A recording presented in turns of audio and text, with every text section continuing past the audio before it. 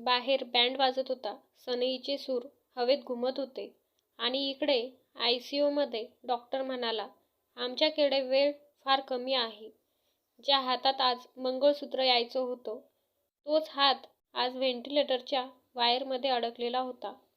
एकीकडे माझं लग्न चालू होतं आणि दुसरीकडे माझं संपूर्ण आयुष्य श्वासासाठी झगडत होतं.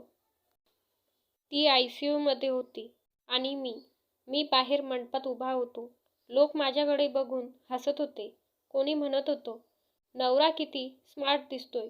पण कुणालाच माहीत नव्हतं, या शेरवानीखालील छातीत एक हृदय आहे, जे प्रत्येक बीटसोबत तुटत होतं. ती माझं सगळं होतं.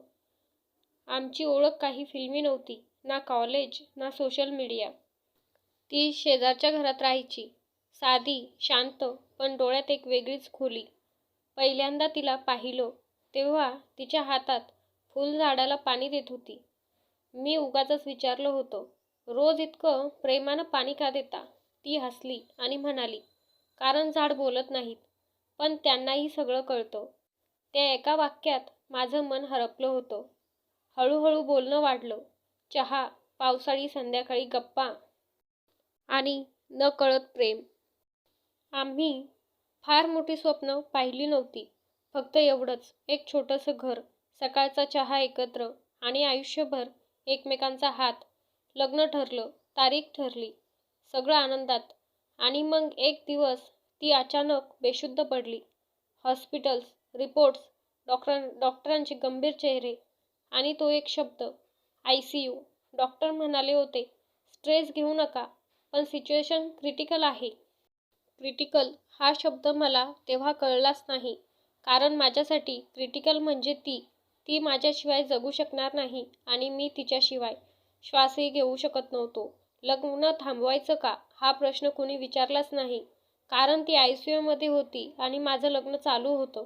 आयसीयूचा दरवाजा माझ्यासाठी मंडपापेक्षा जास्त पवित्र झाला होता. बाहेर लोक हसत होते. इथे मशीनचा आवाज येत होता, बीप बीप. जणू प्रत्येक बीप मला विचारत होती, तू खंबीर आहेस ना? ती बेडवर पडली होती, डोळे मिटलेले, हातात सुई, तोंडावर मास्क. मी तिचा हात धरला, थंड, पण अजून जिवंत. मी हळूच म्हणालो, ऐकतेस ना? आज आपलं लग्न आहे. ती काहीच बोलली नाही, पण मला माहीत होतं, ती ऐकत होती.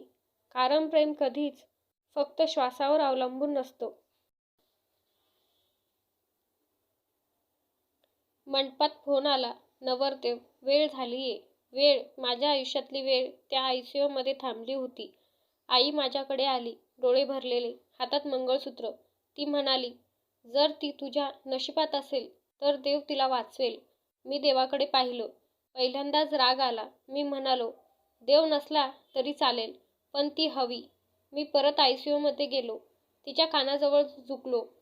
तुला आठवतंय का? तू म्हणाली होतीस, झाडं बोलत नाही, पण त्यांना सगळं कळतं. माझा आवाज थरथरत होता. आज मी झाड नाहीये, मी तुझा माणूस आहे. उठ, कारण आज आपलं लग्न करणार आहोत. त्या क्षणी मशीनचा आवाज बदलला. डॉक्टर धावत आले. नर्सेस घाईघाईने आत गेल्या. मला बाहेर ढकललं. दार बंद झालं. मंडपात शहनाई थांबली होती. सगळे शांत आणि माझा श्वासही. काही मिनिटं किंवा तास, मला काहीच कळलं नाही. आणि मग दार उघडलं. डॉक्टर हसत होते.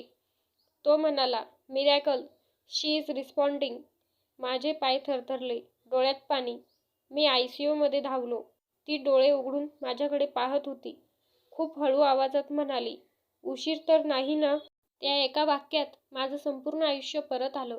काही दिवसांनी तोच मंडप, तीच शहनाई, पण यावेळी ती माझ्या शेजारी उभी होती. थोडी अशक्त, पण चेहऱ्यावर तेच शांत हास्य. मी मंगळसूत्र बांधताना तिच्या डोळ्यात पाहिलं. ती हळूच म्हणाली, मी परत आले, कारण तू मला सोडला नाहीस. मी उत्तर दिलं नाही, फक्त तिचा हात घट्ट धरला.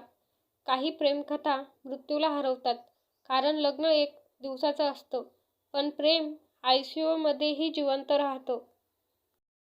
लग्न झालं, पण आयुष्याला जणू नवीन जन्म मिळाला होता. ती माझ्या घरात नव्हती आली, ती परत जगण्यात आली होती. पहिल्या सकाळी ती चहा करत होती. हात थोडा थरथरत होता. मी कप घेतला आणि म्हणालो, "बस, मी करतो." ती हसली. तेच हास्य. आयसीयूमध्येही माझ्यासाठी जिवंत राहिलेलं. ती म्हणाली, "आता मला आयुष्य घाईघाईने जगायचं नाही." त्या एका वाक्यात तिनं मला सगळं शिकवलं. आता आमचं प्रेम मोठ्या गोष्टीत नव्हतं. औषध वेळेवर घेणं, डॉक्टरांकडे एकत्र जाणं, रिपोर्ट्स उघडताना एकमेकांचा हात घट्ट पकडणं. कधी-कधी रात्री झोपेत ती अचानक उठायची. मी लगेच विचारायचो, "काय झालं?" ती हळूच म्हणायची, "स्वप्न पडलं." मी आयसीयूमध्ये होते. मी तिला जवळ घेत म्हणायचो, "आता नाही, आता तू माझ्या श्वासात आहेस." आणि ती शांत व्हायची. लोक म्हणायचे, "तुमचं प्रेम फार वेगळं आहे." पण त्यांना काय कळणार? आम्ही मृत्यूला इतक्या जवळून पाहिलं होतं की आयुष्य आता खूपच मौल्यवान वाटत होतं. आमच्यात भांडणंही झाली, रागही आला, पण रागानंतर एकच वाक्य ठरलेलं होतं, आपण परत आयसीयूमध्येच जायचं नाही. मग सगळं शांत. एक दिवस ती परत त्याच हॉस्पिटलसमोर उभी राहिली. आयसीयूच्या बाहेर. ती थांबली, डोळे मिटले. मी विचारलं, "इथे का आलास?" ती म्हणाली, "इथे मला कळलं कोण खरं प्रेम करतं ते." ती आत गेली. एक आजारी मुलीचा हात धरला. हळूच म्हणाली, "घाबरू नकोस. बाहेर आयुष्य वाट पाहतंय." मी दूर उभा राहून पाहत होतो. त्या क्षणी मला समजलं, देवाने तिला वाचवलं. फक्त माझ्यासाठी नाही, तर अजून कित्येकांसाठी. रात्री घरी परतल्यावर ती झाडांना पाणी देत होती. तेच झाड जिथून आमची कथा सुरू झाली होती. मी विचारलं, "आता झाडांना काय सांगतेस?" ती म्हणाली, "आयुष्य खूप नाजूक असतं. पण प्रेम दिलं तर ते टिकतं."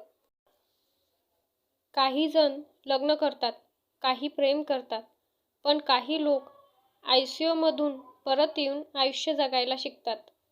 आणि ज्यांनी मृत्यूला हरवलं आहे, त्यांना प्रेम कधीच सोडत नाही. मंडळी, ही छोटीशी कथा आवडली असल्यास चॅनलला लाईक, शेअर, सबस्क्राईब नक्की करा. धन्यवाद.